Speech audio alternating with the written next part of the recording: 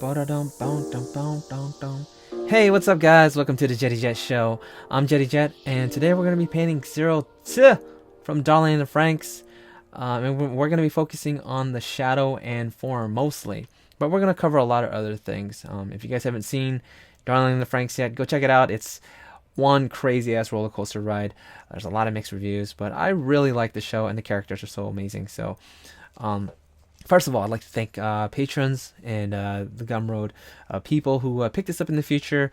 Without you guys, this wouldn't be possible. So, and also patrons who have been waiting for this for about 2 months. Thank you so much for just bearing with everything. It's been one crazy ass month, but I think I'm out of it. I think I'm in the clear. So let's get right into it. So in this technique, I'm going to be drawing a combination of skeletons and simple structures, simple shapes. As you might see, I have a line for the center of the chest, and I started with a line for the thigh for the direction in the beginning. But I'm also using simple shapes and skeletons, so I'm modifying the shapes as I go, because in this technique I want to settle with my first drawing.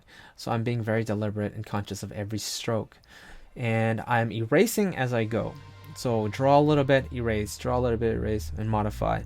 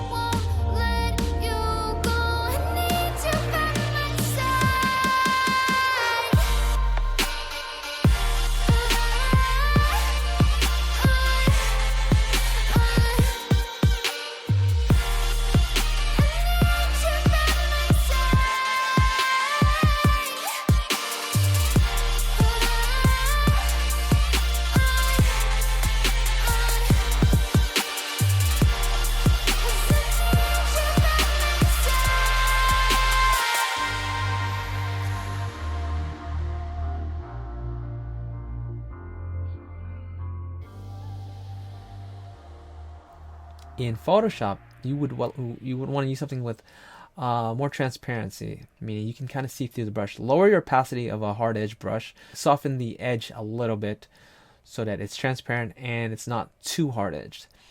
But notice how I leave openings and gaps. Those represent the sheen or the peaks of each form, and it also creates kind of a bluish light source or tone to the light source. So you are indirectly drawing the light source.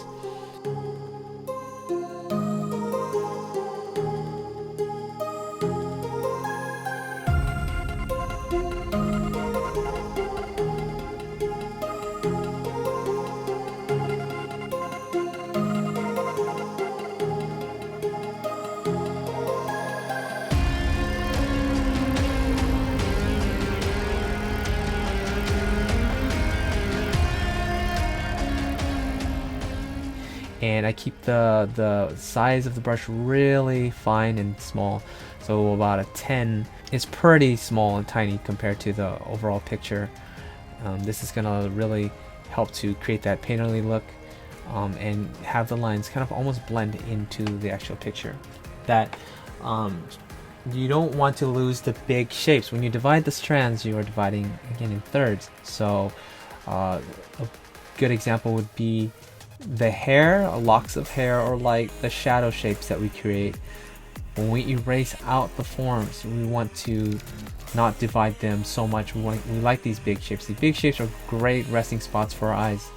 Mind your edges. So look how the edge of that armor of her suit kind of comes out. So before the suit kind of blended into her skin, but adding that slight little width gives it that dimension that it's a 3D physical object that's laid over her anatomy. inking the drawing. We're essentially trying to create edges. These are edges where the form is going to stop the form from exceeding. So they're barriers. If we're trying to do inks, then we would try to make every single line just perfect and connected. But since a lot of these lines will be blended away, it's okay to have those lost and found edges or broken lines. It actually makes the lines look a little bit more alive.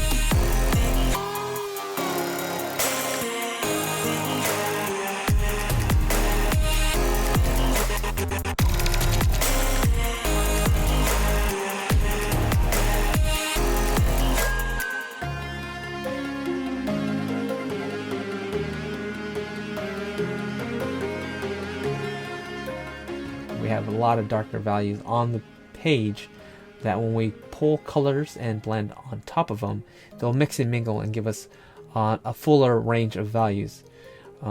It's a lot more darker edges, because at this stage, when you're blending out all those dark lines, if you were to not have it on the same layer and you just turned it off, you would have a lot of kind of lighter, wishy-washy colors and hues. So that really helps.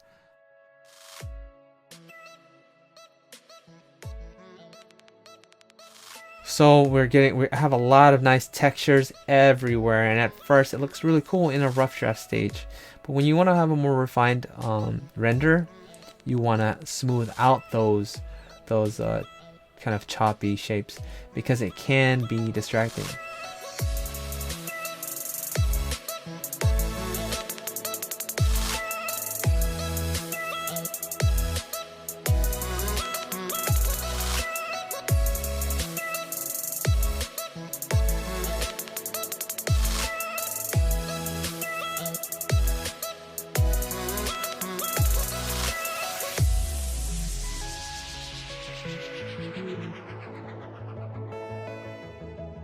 Crevices and also cast shadows slightly where forms are going to touch each other, especially where forms are touching each other or bending. That's where you can put those darkest of darks.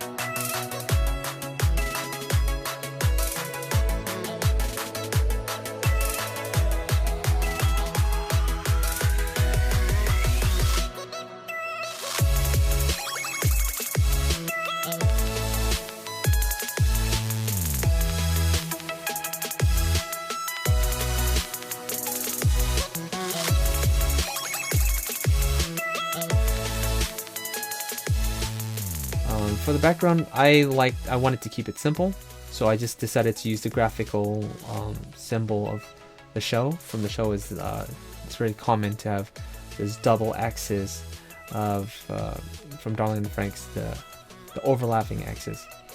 But I'm just putting our final little touches to those edges using the darks and darks, and it really just brings everything together.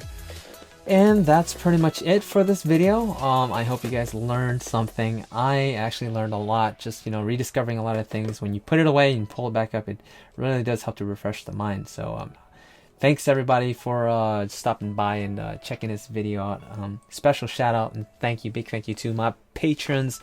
You guys really made this video possible, so super big thank you to you guys. And if you guys are interested in picking up the full version of this with in-depth breakdown and voiceover, so about 40 minutes total for the full in-depth breakdown, you guys can head on over to my Gumroad at the JettyJet Show, and the links will be in the description. And if you guys want to support me so that I can continue making more of these videos, please support me on Patreon. I'll see you guys next time. Take care, and as always, bada bada bum, bada boom, fishes.